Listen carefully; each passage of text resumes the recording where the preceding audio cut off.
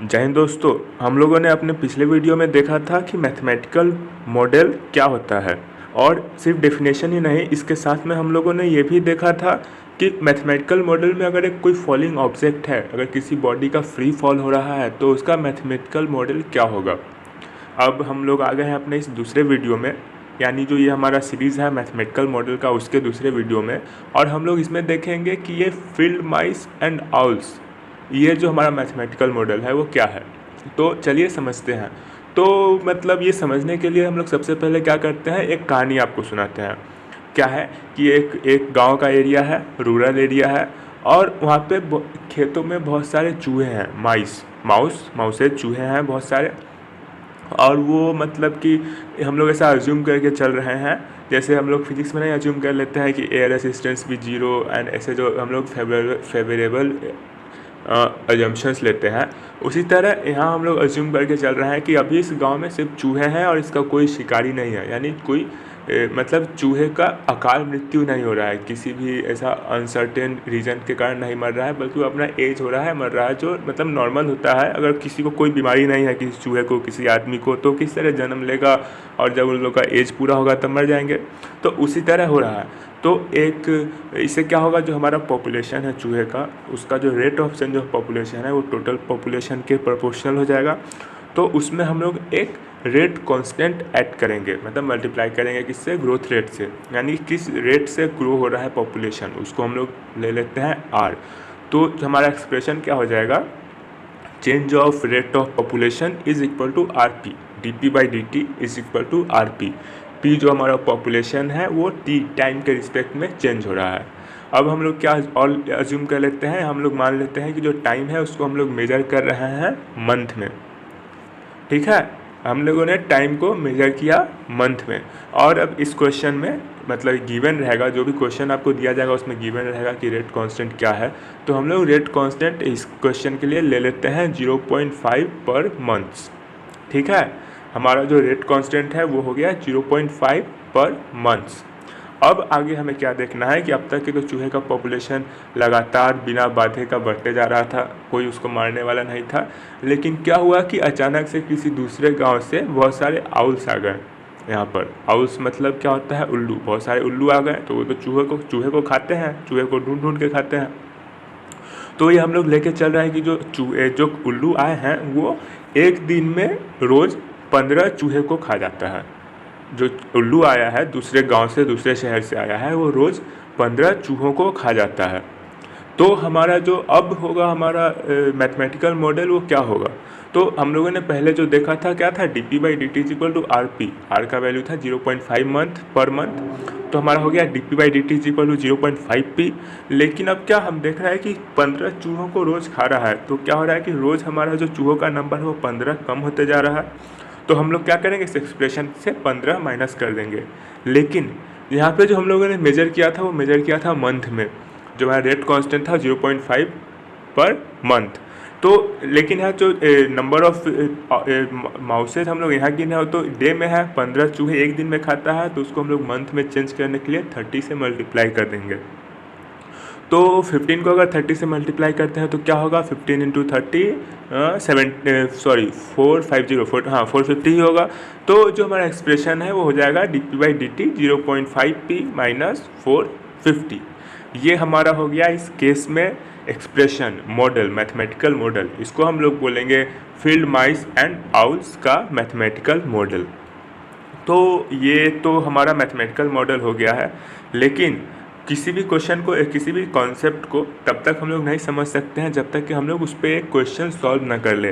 तो अब हम लोग चलिए एक क्वेश्चन सॉल्व करते हैं इस फील्ड से रिलेटेड। तो हमारा ये क्वेश्चन है, क्वेश्चन क्या दिया हुआ है कि जो हमारा rate of change of population D P by D T है वो आर पी के बराबर है, ये गिवन है।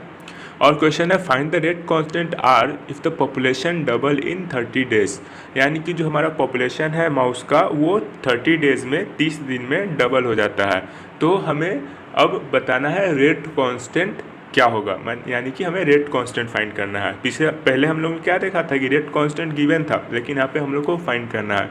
यहाँ पे हम लोग को दिया हुआ क्या है कि 30 डेज में जो पॉपुलेशन है वो डबल हो जाता है। तो चलिए सॉल्यूशन देखते हैं। तो सबसे पहले हम लोग ले लेंगे let at initial time T naught population is P naught, यानी हम लोग इनिशियल कंडीशन ले लेंगे, यानी कि जब भी हम लोगों ने ये मेज़र करना ऑब्जर्व करना शुरू किया तब इनिशियल टाइम रहा होगा, उसको हम लोगों ने टी नॉट ले लिया और उस टी नॉट टाइम पे जो पॉपुलेशन था वो था पी नॉट। अब क्या है कि हमें गिवन है कि D P by D T is equal to R P, तो इसको अब हम लोग क्या करते हैं इंटीग्रेट कर लेते हैं दोनों साइड। तो D P by D T क्या होगा 1/p log integral of 1/p dt, तो ये हमारा log p हो जाएगा। इसके साथ में हम लोग एक arbitrary constant of integration c को ऐड कर लेंगे और राइट हैंड साइड में क्या r हमारा कांस्टेंट है, रेट कांस्टेंट है, तो dt को इंटीग्रेट करेंगे तो t, इसलिए राइट साइड में आ गया rt। और क्योंकि हम लोगों ने पहले अज्यूम कर लिया था हमारा इनिशियल कंडीशन क्या था p of T naught is equal to P naught, यानी कि टी नॉट टाइम पे जो हमारा पॉपुलेशन है वो क्या है पी नॉट। तो इस इनिशियल कंडीशन को अगर हम लोग इस इक्वेशन में पुट करेंगे तो क्या होगा log P naught plus C is equal to R T naught. इससे हम लोग सी का वैल्यू निकाल लेते हैं, सी को लेफ्ट हैंड साइड में और बाकी सबको राइट हैंड साइड में लेके जाते हैं।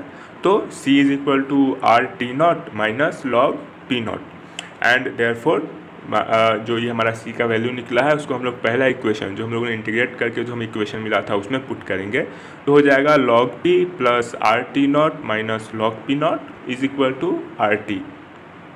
अब हमें क्या करना है, थोड़ा सा हमें अब लॉग का प्रॉपर्टी यूज़ करना होगा।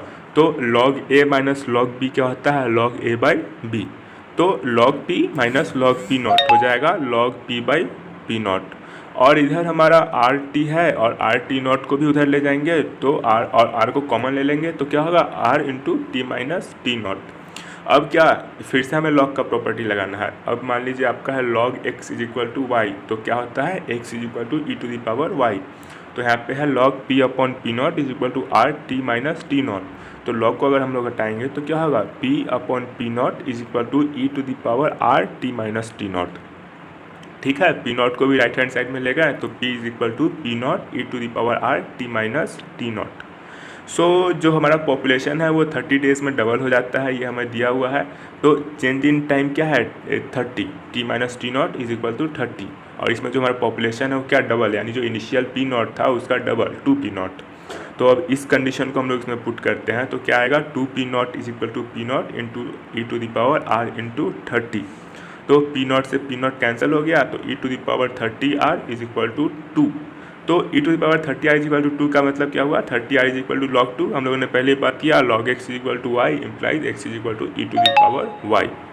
तो 30 R is equal to log 2 and hence R is equal to 1/30 log 2 per day.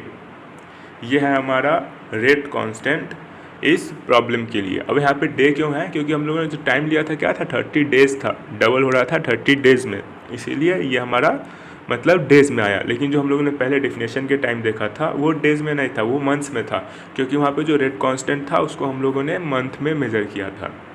ये हुआ हमारा फील्ड माइस एंड आउल्स का मैथमेटिकल मॉडल। मेरे हिसाब से मैंने पूरा कोशिश किया इस क्वेश्चन और ये मतलब आपको पूरा समझा दूँ। अगर आपको कहीं कोई डाउट हो, कहीं कोई प्रॉब्लम हो तो आप बिल्कुल कभी भी कमेंट बॉक्स में आप अपना डाउट पूछ सकते हैं। मैं पूरा कोशिश करूँगा कि आपके सारे डाउट्स को क्लियर करूँ। Thank you.